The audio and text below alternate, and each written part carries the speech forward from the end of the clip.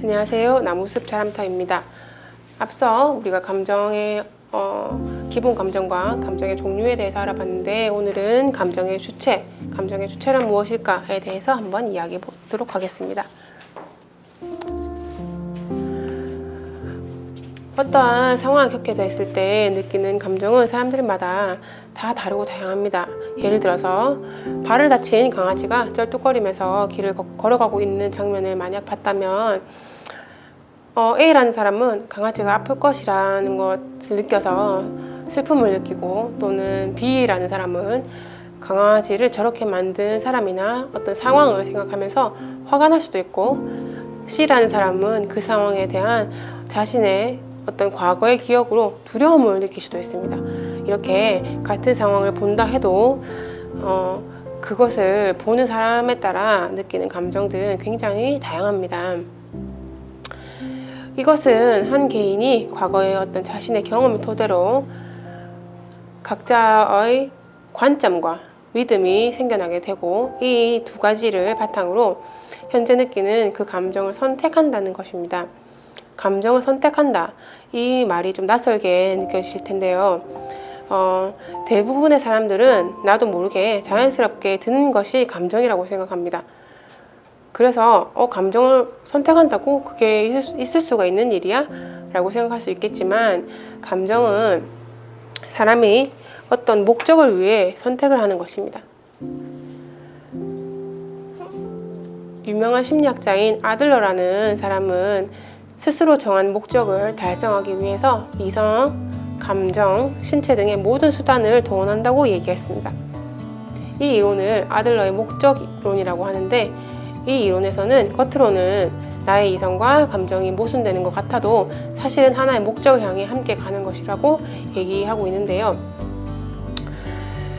감정의 주체가 나라는 것에 대해서 인식하기 어려울 정도로 우리는 감정에 휩싸여서 휘둘리면서 살아오고 있죠. 이제부터는 감정의 주체를 어떻게 살아가야 하는지 한번 살펴보겠습니다. 감정의 주체로 살아가기 위해서는 먼저 감정을 인식하는 것이 필요합니다. 감정을 어떻게 인식해야 될까? 감정을 어떻게 알아차려야 될까? 그 방법에 대해서는 먼저 내가 자주 나타내는 감정들은 어떤 것이 있는지를 살펴보시는 게 좋습니다. 내가 자주 느끼는 감정들은 어떤 것들이 있을까? 예를 들어, 저는 보통 생각하는 감정이 평온하다, 답답하다, 초조하다, 불편하다, 안정감 있는 느낌이다, 포근하다, 격렬한 느낌, 짜증이 나고, 속상함, 화남, 질투나고, 걱정되는 것, 우울하거나 무기력하거나 뿌듯함, 미안함, 행복감, 좌절감 같은 감정들을 주로 많이 느끼는 것 같습니다. 그래서 이 감정들이 보통 어떤 상황에서 생기는지 한번 되짚어서 생각해서 그 상황에 맞는 감정을 연결 한번 해봅니다. 예를 들면 제가 느끼는 평온함이라는 감정은 혼자 조용한 집에서 창밖의 하늘을 보면서 누워있을 때 느껴지는 감정이고, 답답하다는 감정은 글을 써야 하는데 진도가 잘 나가지 않을 때 이런 감정들이 느껴집니다. 초조함이라는 감정은 해야 할 과제를 다 마치지 못했을 때 초조한 느낌이 들고, 불편한 감정들은 원하지 않는 사람들 속에 있어서 뭔가 그 시간을 견뎌야 될 때 불편한 감정들이 들게 됩니다. 안정감은 내가 해야 하는 일을 다 해냈을 때 기분이 안도되면서 안정감이 들고, 포근한 감정은 아들을 안고 있을 때 그런 따뜻한 감정들이 느껴집니다. 예를 들면 저는 이런 상황에서 이런 감정들이 든다, 이렇게 예를 들어서 말씀을 드렸는데, 평상시에 내가 어떤 상황에서 이 감정들이 생기는지 한번 되짚어서 연결시켜 보시는 게 필요합니다. 그래서 평상시 상황에 따른 내 감정을 알아가는 것이 중요합니다. 평상시 이런 상황이 되면 내가 보통은 이런 감정들을 느끼는구나 하고 알고 있어야 합니다. 그래서 그 상황이 되었을 때 가벼운 감정들부터 떠올려 인식하는 연습을 해봅니다.